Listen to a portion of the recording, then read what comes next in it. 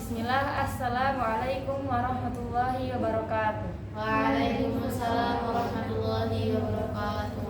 Innal hamdalillah nahmaduhu wa nasta'inuhu wa nastaghfiruh wa na'udzu billahi min syururi anfusina wa min sayyiati a'malina. May yahdihillahu fala mudhillalah wa may yudlilhu fala hadiyalah. Asyhadu an la ilaha illallah wa asyhadu anna Muhammadan abduhu wa rasuluh la nabiyya ba'du. Langsung aja duduknya saya di sini akan melanjutkan hadis yang kemarin.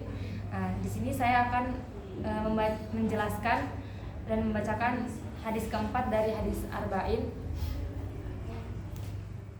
An Abi Abdurrahman Abdullah bin Mas'ud radhiyallahu anhu qala haddatsana Rasulullah sallallahu alaihi wasallam wa huwa shadiqul masduq inna ahadakum yujma'u khalquhu fi batni ummihi arba'ina yawman nutfatan summa yakunu alaqatan mithla dzalik summa yakunu mudghatan mithla dzalik summa yursalu ilaihi malaku fayanfukhu fihi ar-ruh wa yu'maru bi arba'i kalimatin bikatbi rizqihi wa ajalihi wa amalihi wa syaqiyyun aw sa'id fa wallahi alladhi la ilaha ghairuhu inna ahadakum la ya'malu bi amali ahlil jannah hatta ma yakunu bainahu wa bainaha illa dhira'un fayasbiqu alaihi alkitabu fayamalu bi amali ahlin nari fayadkhuluha wa inna ahadakum la ya'malu bi amali ahlin nari hatta ma yakunu bainahu wa bainaha illa dhira'un fayasbiqu alaihi alkitabu fayamalu bi amali ahlil jannah fayadkhuluha. Artinya dari Abu Abdurrahman Abdullah bin Mas'ud radhiyallahu anhu yang berkata, Rasulullah shallallahu alaihi wasallam telah bersabda, sedangkan beliau adalah orang yang berkata benar dan dibenarkan. Sesungguhnya salah seorang dari kamu penciptaannya telah dihimpun di perut ibunya selama 40 hari berupa nutfah, kemudian menjadi alaqah, selama itu pula kemudian menjadi segumpal daging, selama itu pula lalu diutuslah malaikat kepadanya, meniupkan ruh kepadanya dan diperintahkan untuk menulis 4 hal: menulis rezekinya, ajalnya, amalnya, dan apakah dia celaka atau bahagia. Demi Allah yang tiada ilah selain Dia, sesungguhnya salah seorang dari kamu kadang-kadang beramal dengan amalan ahli surga, sampai-sampai jarak antara dirinya dengannya tinggal 1 hasta. Namun ia telah didahului oleh kitab, maka ia melakukan amalan ahli neraka. Lantas ia pun memasuki neraka. Sungguh kadang-kadang salah seorang dari kamu beramal dengan amalan ahli neraka, sampai-sampai jarak antara dirinya dengannya itu tinggal 1 hasta. Namun ia telah didahului oleh kitab, maka ia melaksanakan amalan ahli surga. Lantas ia pun masuk surga.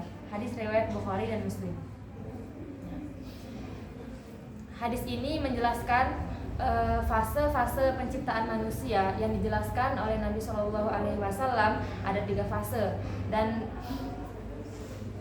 yang disebutkan di dalam firman Allah, yakni ya ayyuhan nasu in kuntum fi raibin minal ba'tsi fa innana khalaqnakum min turabin summa min nutfatin summa min alaqatin summa min mudghatin mukhallaqatin wa ghairi mukhallaqatin linubayyina lakum.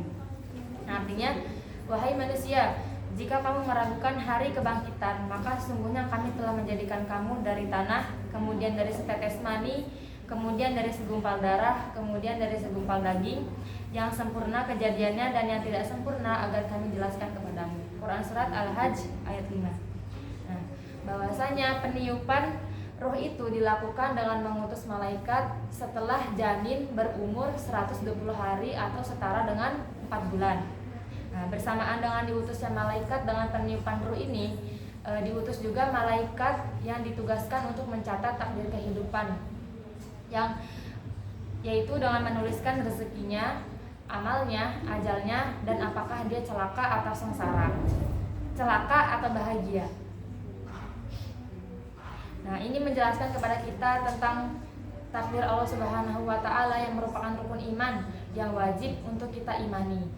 Nah, bahwasanya semua urusan itu sudah ditakdirkan oleh Allah Subhanahu wa Ta'ala. Nah, ketika manusia telah memiliki ruh, mana telah memiliki ruh, maka di sini hukumnya berubah. Para ulama fuqaha menjelaskan bahwasanya kalau janin gugur setelah umurnya 120 hari, berbeda hukumnya dengan janin yang umurnya tuh belum mencapai 120 hari. Nah, di antara hukum yang terpengaruh dengan peniupan ruh ini adalah yang pertama, kalau janin berumur 120 hari, telah lewat umur 120 hari, kemudian jika janin tersebut gugur, maka dia wajib dimandikan dan disolatkan. Namun jikalau janin tersebut umurnya belum mencapai 120 hari karena dia belum memiliki ruh, jadi tidak wajib untuk dimandikan dan disolatkan.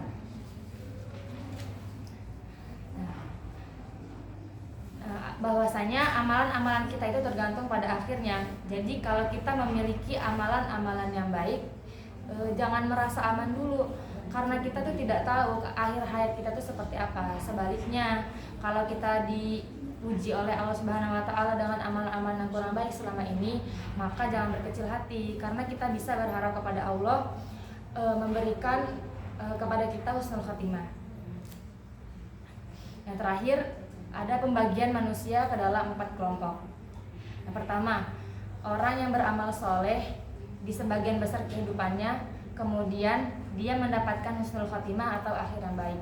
Yang kedua, orang yang beramal buruk di sebagian besar kehidupannya, kemudian dia mendapatkan su'ul khatimah atau akhir yang baik. Yang ketiga, orang yang beramal dengan amalan penduduk surga di sebagian besar kehidupannya, kemudian dia mendapatkan su'ul khatimah. Karena apa? Sebabnya yaitu dosa-dosa yang tidak tampak dan amalan-amalan hati yang buruk.